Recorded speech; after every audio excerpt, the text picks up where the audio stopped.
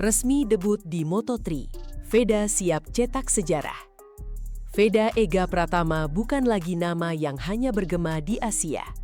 Kini, dia resmi menembus barikade elit Moto3. Musim 2026 mencatatkan namanya sebagai pembalap Indonesia pertama yang menjalani debut penuh di kelas Moto3 sejak bertahun-tahun lamanya.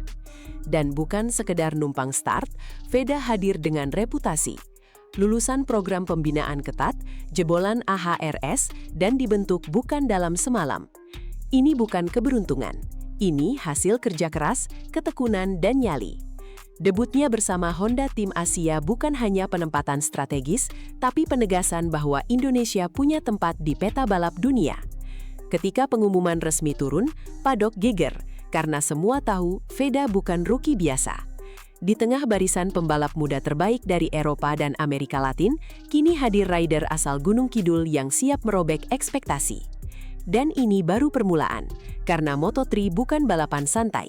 Ini adalah rimba, dan Veda datang bukan untuk jadi korban, dia datang untuk berburu. Siap-siap dunia, Indonesia tidak main-main kali ini. Siapa Veda Ega Pratama? Anak Gunung Kidul bukan anak kemarin sore. Di balik wajah muda Veda, tersembunyi sosok dengan jam terbang panjang dan dedikasi luar biasa. Lahir di Gunung Kidul, Yogyakarta, ia memulai karir balapnya sejak usia bocah. Tapi yang membuatnya berbeda, bukan sekedar start dini, tapi mental yang sudah dibentuk seperti pembalap Eropa. Pada usia 14 tahun, dia sudah menaklukkan podium di Asia. Di umur 16, dia sudah dipantau tim-tim besar karena gaya balapnya yang agresif tapi presisi. Veda bukan pembalap dadakan viral, dia produk sistem yang benar. Sementara pembalap lain harus belajar ulang dasar-dasar balap di Eropa, Veda datang dengan paket lengkap, teknik, insting, dan disiplin. Honda tahu itu, itulah mengapa dia dipilih. Veda adalah simbol bahwa Indonesia tak lagi hanya jadi penonton. Ia hadir membawa seluruh mimpi anak-anak sirkuit tanah air dan membuktikan bahwa jika jalurnya benar, anak Gunung Kidul pun bisa duduk sejajar dengan para gladiator Moto3. Tak ada jalan instan ke Moto3, ini jalan terjal Veda. Jangan pernah bilang Veda beruntung, karena perjalanan menuju Moto3 adalah perang panjang, bukan hadiah. Setelah menuntaskan pendidikan di AHRS, Veda harus membuktikan dirinya di panggung Asia Talent Cup, dan di sana dia tidak cuma tampil, dia mendominasi. Bersaing ketat dengan rider dari Jepang, Thailand, Malaysia, dan Australia, Veda menunjukkan kalau Indonesia bisa mengontrol balapan, bukan hanya bertahan. Tapi itu belum cukup. Masuk ke program lanjutan, dia terus diasah, dikejar target ketat, ditantang dengan level kompetisi yang tidak kenal kompromi. Lintasan di Buriram, Sepang, hingga Lusail jadi saksi bagaimana dia mengukir konsistensi, bukan sekadar sensasi. Para pelatih teknis menyebutnya sebagai produk jadi yang tinggal dikirim, dan Moto3 menjadi panggilan final dari proses panjang itu. Tidak ada tiket gratis di level ini. Yang ada hanya seleksi alam, dan Veda lolos karena layak, bukan karena kebetulan. Asia Talent Cup, ajang uji nyali dan titik balik karir. Asia Talent Cup bukan sekedar turnamen pengantar. Di sanalah karakter Veda ditempa habis-habisan. Disitulah ia belajar bahwa kecepatan saja tak cukup. Ada strategi, tekanan, dan kemampuan membaca celah di bawah detik. Di setiap race, dia dipaksa bermain psikologis melawan lawan-lawan tangguh, seringkali lebih senior dan lebih beringas. Tapi yang menarik, Veda tak pernah ciut. Justru makin ditekan, ia makin tampil buas. Finish konsisten di posisi atas membuat nama Veda jadi pembicaraan media Jepang dan Spanyol, dua negara dengan tradisi kuat di MotoGP. Dan ketika akhirnya ia masuk radar Honda Tim Asia, semua tahu ini bukan kejutan. Ini adalah konsekuensi logis dari performa dan mental yang siap tempur. Di ATC, Veda bukan hanya menyalip pembalap lain, ia menyalip keraguan orang-orang yang dulu meremehkan Indonesia di arena balap dunia. Honda Tim Asia, jalur strategis ke Grand Prix dunia. Masuk ke Honda Tim Asia bukan perkara branding, ini soal jalur emas menuju Grand Prix kelas dunia. Tim ini adalah pintu masuk utama bagi talenta Asia yang siap dikirim ke level tertinggi. Dan Honda tidak sembarang rekrut, mereka butuh rider yang bukan cuma cepat, tapi juga cerdas, disiplin dan mampu adaptasi dengan sistem Eropa. Veda masuk kategori itu. Dalam skema Honda, Veda adalah proyek jangka panjang dengan potensi menembus Moto2 hingga MotoGP. Di dalam tim ini, Veda tidak hanya belajar soal motor dan data, tapi juga etika profesional, komunikasi teknis dengan kru Jepang dan Eropa, serta manajemen tekanan publik. Di Honda Tim Asia, pembalap Asia ditempa menjadi global. Dan Veda tahu, ini bukan tempat untuk bersantai. Ini tempat pembuktian. Tempat di mana hanya mereka yang punya nyali dan otak bisa bertahan dan melompat ke level berikutnya. Barcelona, tempat Veda dilatih jadi petarung dunia. Sebelum bendera start Moto3 dikibarkan, Veda harus melewati fase penting, adaptasi di Eropa, dan Barcelona jadi pusat segalanya. Disinilah Veda mulai menyatu dengan ritme Eropa, bukan hanya dari sisi kecepatan, tapi juga budaya kerja keras tanpa kompromi. Di pedok Spanyol, tidak ada ruang untuk lambat berpikir atau manja.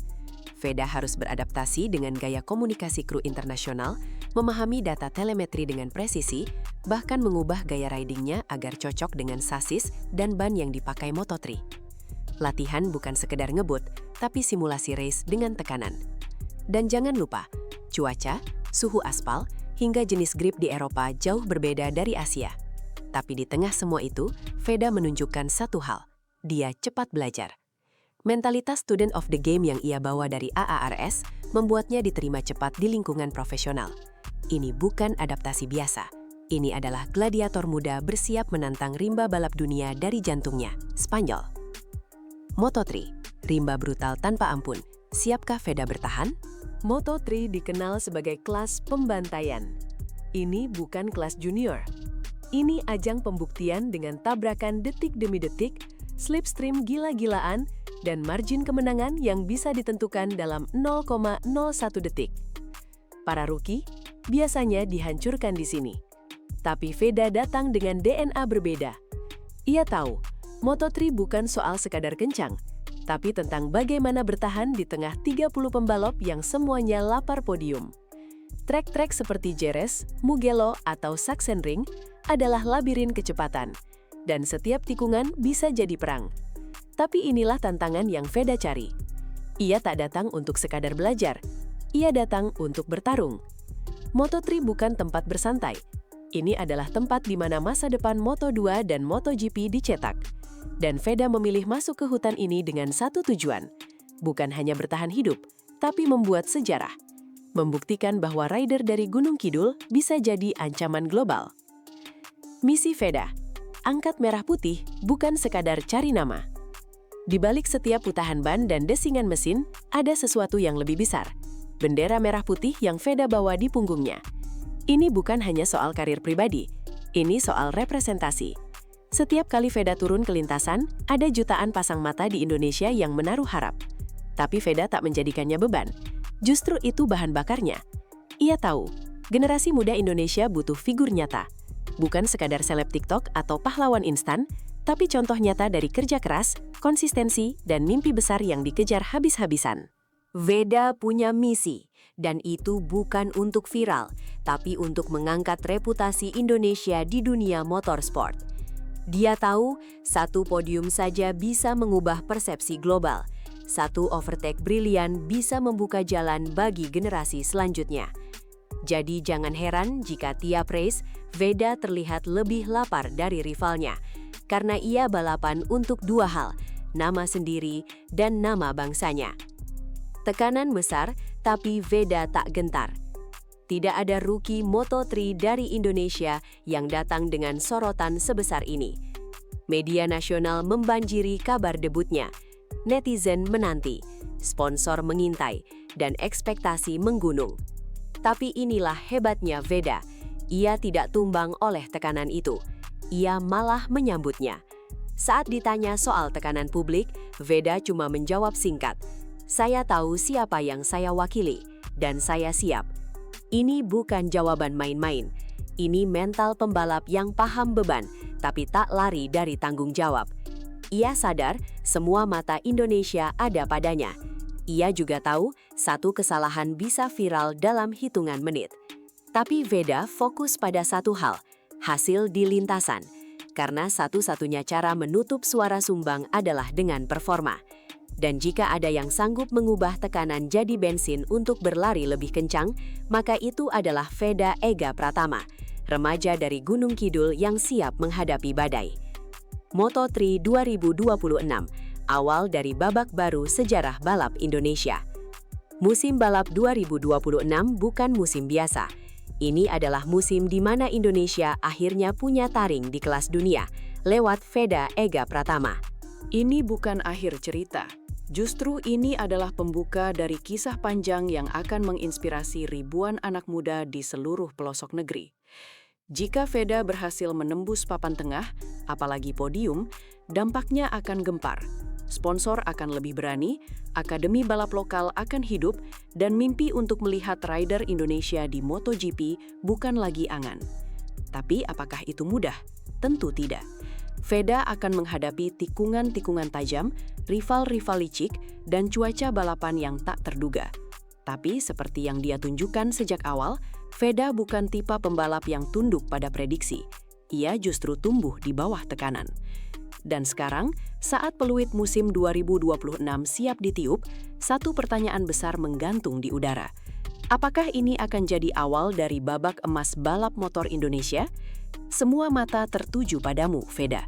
Gaspol!